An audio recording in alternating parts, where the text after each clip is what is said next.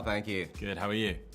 Great. Thank you very much for your time. It's such a pleasure talking about you. To you. Well, Like, I have to start with the music. You know, music is such an important part of Guardians of the Galaxy, and we all know it's sort of James Gunn's personal mixtape and everything.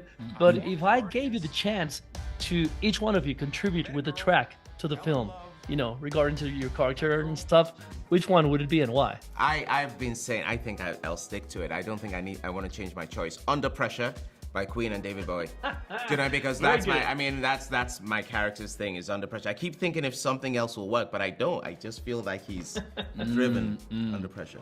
I'm gonna go with Die Young by Sylvan Esso.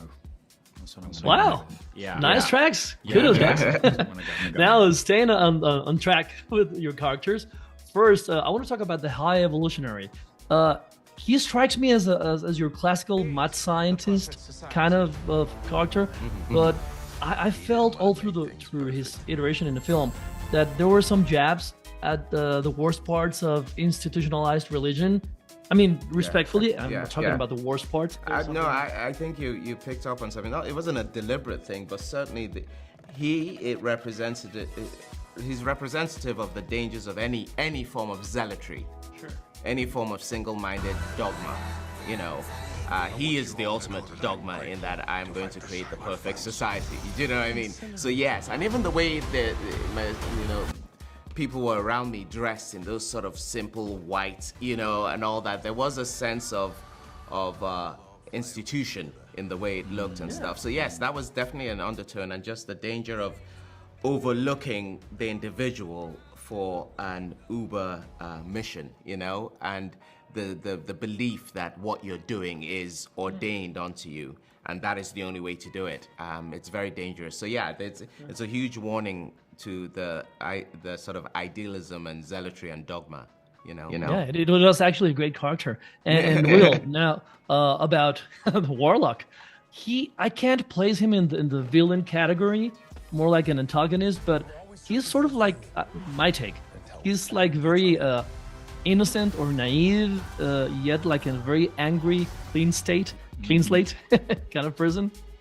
Yeah, he's kind of hard to define, and that was a challenge in some respects. But it's also what I kind of relish as an actor. I love getting the opportunity to play things that can't be easily kind of categorized or identified as one thing. And James was very down to kind of explore the gray zone in which he was, you know, existing in, before he's really kind of made any sort of firm decision on where he wants to align himself, you know, kind of what causes he really wants to sort of, I guess, fight for. And so getting the opportunity to play someone on their journey of self-development was a real gift, actually, and a challenge I relished. I also heard very touching stories regarding your casting processes.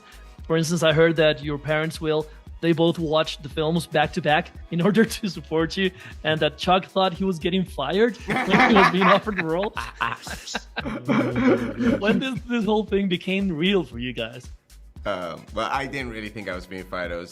I hoped I was. I was joking. I was half joking because I do suffer from a bit of an imposter syndrome. But no, the apart from the wonderful moment of him saying he wanted me to play it, the moment that really still makes me emotional was the Tuesday. So I finally did the screen test a few weeks later on a Friday, and then it wasn't until the Tuesday. It was Tuesday morning, and I was on the phone to my wife, and she just was asking me, "Have you heard anything?" And I said no, but no news is good news. And as I was speaking to her, James came up calling me on my call ID.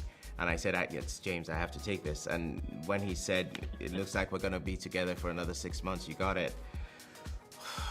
You know what I mean? I still exhale because it's still a wonderful time. And then the phone calls I made, and the number of people that didn't answer their phone when I tried to call them at the time to tell them, because but when the people that did answer, when I spoke to my wife and my family and my management and stuff, I realized how many people are sort of holding their breath for you, even if you don't know, waiting for you to whatever, and that was a wonderful moment, you know. Yeah, it's a real pleasure as well to be able to experience the excitement of, you know, being involved in a movie like this through the people that you love most and are part of your support network, you know, and like my parents are the two best examples of that, and the fact that they like the movie. My mom struggles a bit with sci-fi, so I was a bit nervous for her watching Guardians of the Galaxy back to back, but Guardians of the Galaxy I think has made my mom like sci-fi. Yeah. So that's it's done that for a lot of people. I think it's just like, it's just made people think, hey, there's stuff in this. It's not just ships and all that. Yeah, you know, yeah. no. It's something for me. Yeah. Guys, thank you very much. It's been an absolute pleasure. Thank you very much. Thank you very much, Take mate. care. Bye-bye.